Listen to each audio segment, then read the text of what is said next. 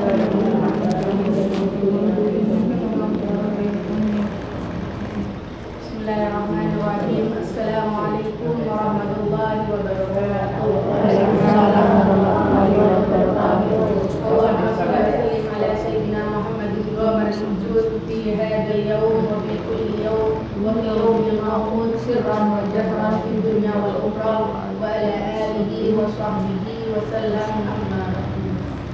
Pertama-tama marilah kita memuji kehadirat Allah Subhanahu wa taala yang telah mengumpulkan kita di majelis sore hari ini yang insyaallah penuh barakah. Dan tak lupa pula salawat serta salam kepada junjungan kita Nabi besar Nabi Muhammad sallallahu alaihi wasallam yang telah membawa kita dari zaman jahiliyah menuju zaman yang terang benderang ini, yakni ad-dinul Islam. Yang saya hormati ibu-ibu yang hadir di sore hari ini yang insyaallah dirahmati oleh Allah. Amin ya rabbal alamin. Alhamdulillah, hari ini, bulan ini kita memasuki pada bulan Muharram. Yang mana bulan Muharram ini adalah bulan awal dari tahun Hijriah. Jadi ada Masehi, ada Hijriah. Nah, yang perlu kita hafal dan yang penting kita hafalkan itu yaitu tahun Hijriah karena kita umat Islam. Yang pertama diawali dengan bulan Muharram, kemudian Safar, Rabiul Awal, Rabiul Tsani, Jumadil Ula, Jumadil Tsani, Rajab, Sya'ban, Ramadan, Syawal, Dzulqa'dah dan Dzulhijjah. Jadi Dzulhijjah kemarin itu adalah penutupan tahun. Kayak kalau Masehinya Desember. Awal tahunnya Muharram, kalau Masehinya Januari. Itu juga penting buat apa dihafalkan. Kemudian dikatakan afdhalus siyam ba'da Ramadan siyamu syahril Muharram. Adapun paling afdalnya puasa setelah puasa Ramadan yaitu puasa di bulan Muharram. Jadi puasa Ramadan itu kan wajib ya dulu. Nah, setelah puasa Ramadan tadi ini yang lebih afdal setelah bulan Ramadan itu apa? Puasa di bulan Muharram. Nah, puasa di bulan Muharram ini bukan berarti harus hanya di tanggal 9 atau 10. Enggak, misalkan orang mau puasa full 1 Muharram, enggak apa-apa, malah lebih afdal. Atau dipilah-pilih Senin Kemis atau puasa Daud, selang-seling. Nah, itu setelah bulan Ramadan paling afdalnya puasa yaitu di bulan Muharram. Nah, kemarin ini alhamdulillah untuk yang berpuasa alhamdulillah dapat pahala. Yang belum insyaallah tahun depan bisa berpuasa. Mudah-mudahan panjang umur. Nah, dikatakan puasa Asyura kemarin tadi itu fadilahnya apa? Banyak. 1 hari itu bisa menghapus dosa 1 tahun. Kata Rasulullah sallallahu alaihi wasallam, "Shaumu Asyura yukaffiru dzunubasana." Adapun puasa Asyura yaitu hari ke-10 di bulan Muharram, yukaffiru dzunubasana akan menghapus dan mengampuni dosa selama 1 tahun. Jadi misalkan ada orang tadi ini dia maksiat. Selama 1 tahun sebelumnya tadi ini maksiat dosa, entah gibah atau dengarkan omongan-omongan jelek atau ngomong jelek atau yang lainnya. Nah, setahun tadi itu dosanya bisa diampuni dengan 1 hari puasa. Dan ini hadisnya sahih ya Ibu. Sampai Rasulullah itu pernah bilang, nanti tahun depan ketika tanggal 10 Muharram aku akan berpuasa. Tapi belum sampai usia kemudian apa Rasulullah meninggal. Nah, maka dari itu keluar hadis ini. Shaumu Asyura yukaffiru dzunubasana. Puasa Asyura hari ke-10 di bulan Muharram tadi itu yukaffiru dzunubasana mengampuni dosa selama 1 tahun. Jadi fadilahnya banyak. 1 hari bisa menghapus dosa selama 1 tahun. Kemudian di hari Asyura tadi ini ada dianjurkan beberapa hal yang bisa dapat pahala. Di antaranya itu apa? Bagi orang laki-laki atau suami yang sudah berkeluarga, hendaknya dia tadi ini menambahi nafkah buat keluarganya. Kalau misalkan sehari biasanya ngasih 100.000 buat istrinya. Nah, ditambah hari itu jadi 1 juta. Langsung berangkat. Kalau tidak bisa 1 juta ya turun mungkin nominalnya ke 500. Kalau tidak 500, 200. Kalau tidak bisa, apa yang bisa diberi? Kasih sayang. Itu apa? Belum malam. bagi orang laki yang bisa menambahi nafkah tadi itu atau menyenangkan istrinya pada hari Asyura, qala Rasulullah SAW, Nabi SAW bersabda, man wasa'a ala iyalihi yauma Asyura awsa'allahu jami'as sana. Barang siapa yang meluaskan rezeki untuk keluarganya pada hari Asyura, awsa'allahu jami'as sana, maka Allah akan meluaskan rezeki baginya jami'as sana selama satu tahun. Jadi dengan satu hari memberikan misalkan nafkah lebih atau menyenangkan, bisa melancarkan rezekinya selama satu tahun. Kemudian pada hari Asyura tadi ini juga dianjurkan memperhatikan kepada anak yatim, atau kalau misalkan bukan anak yatim, kepada doa apa, yaitu apa, orang-orang yang tidak mampu. Nah, dikatakan juga hari Asyura ini hari kasih sayang, bukan Valentine. Kalau orang Kristen atau misalkan orang-orang yang kayak orang pacaran itu kan biasanya Valentine. Nah, itu haram jatuhnya. Akhirnya apa? Bukan hari kasih sayang, tapi apa? Hari maksiat. Nah, kasih sayang yang berkah yaitu pada hari Asyura. Kita apa? Memperhatikan anak yatim. Kemudian apa? Memberi kepada doa apa orang-orang yang tidak mampu. Kemudian Rasulullah SAW juga bersabda, man masaha ala ra'si yatimin falahu bikulli sya'ratin marra 'alaiha yadu hasanah. Barang siapa yang mengusap rambutnya anak yatim, maka setiap dari helai rambut yang jalan tangan tadi itu di rambut tadi ini hasanah, ada pahalanya.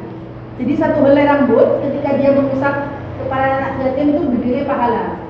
Walau siapa kalau misalkan 10 helai rambut atau misalkan berhelai-helai, wallahu a'lam, ya hitungannya sudah malaikat nanti yang hitung berapa banyak pahala dari setiap helai rambut yang dia usap. Jadi itu memang ada fadilahnya gitu. Bukan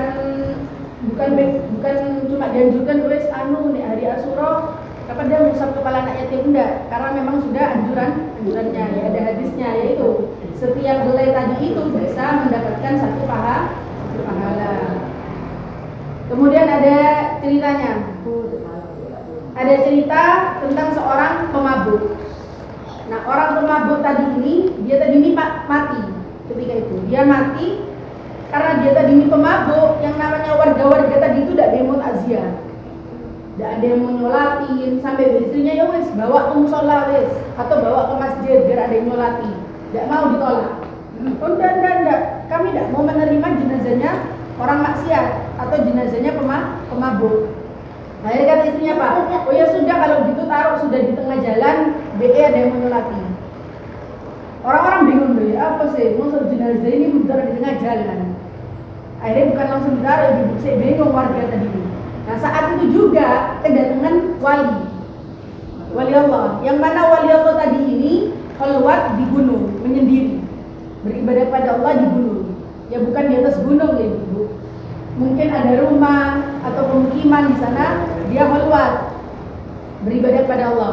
Nah, saat itu juga turun yang wali tadi ini. Heran yang orang-orang. Wahai wali Allah, kenapa engkau kok tiba-tiba turun? Kok tiba-tiba ke sini? Sedangkan engkau ini selama berpuluh-puluh tahun tidak pernah turun. Ada apa?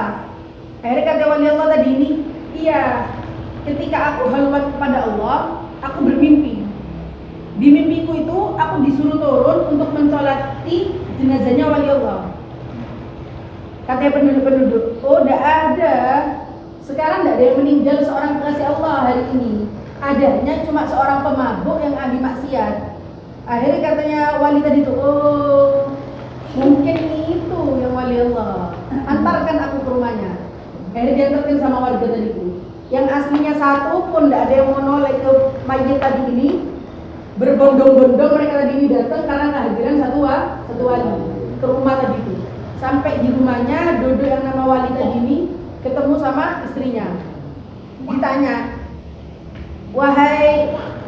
Ditanya, aku mau tanya, amalan suamimu selama hidupnya tadi ini apa? Kemudian kata istrinya, amalan suamiku ini tidak ada. Kerjaannya dia cuma bermaksiat dan mabuk.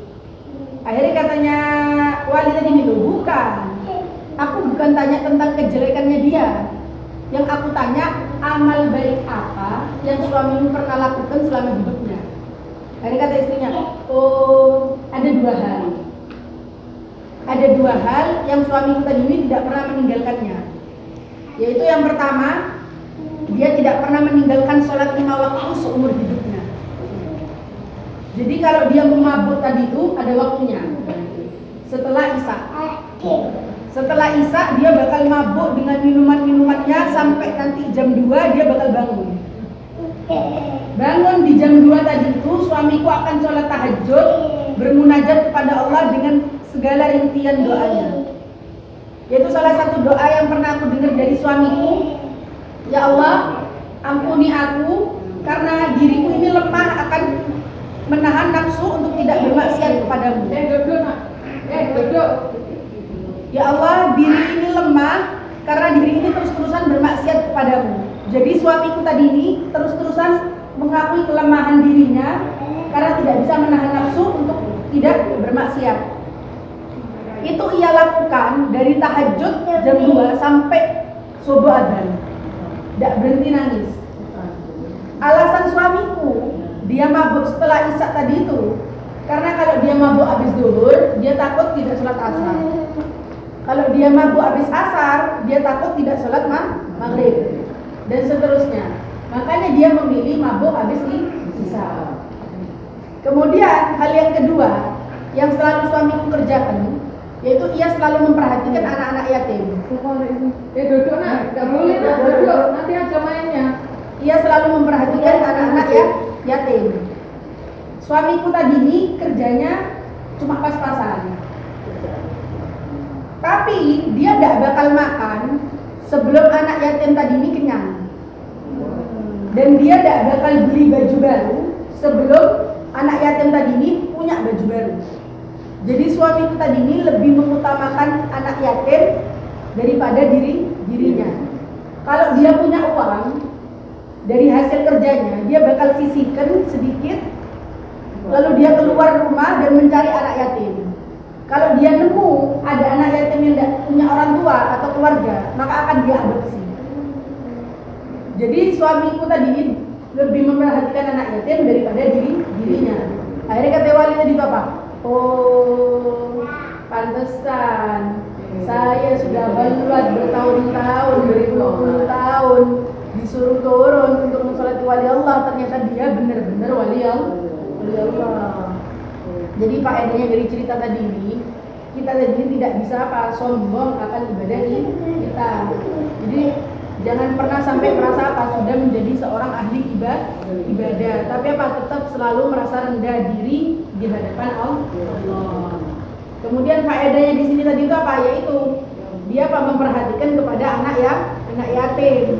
Sampai kata Rasulullah, sebaik-baik rumah yang di dalamnya ada anak yatim yang diperlakukan dengan baik, dan sejelek-jeleknya rumah yang di dalamnya ada anak yatim yang diperlakukan dengan jelek. Jadi ibu-ibu kalau ada anak yatim misalkan di rumah, entah anaknya atau ponaannya atau mungkin cucunya atau cicit dan lain-lain, itu kalau bisa diperhatikan. Karena memang rata-rata anak yatim tadi itu rodok nambang. Iya, kadang ngeselin atau apa. Nah, itu ujiannya memang. Maka dari itu tetap kita tadi ini harus sabar ngadepinnya. Karena pahalanya yang bakal kita dapat dari memperhatikan anak yatim tadi ini besar. Fadilahnya tadi itu besar.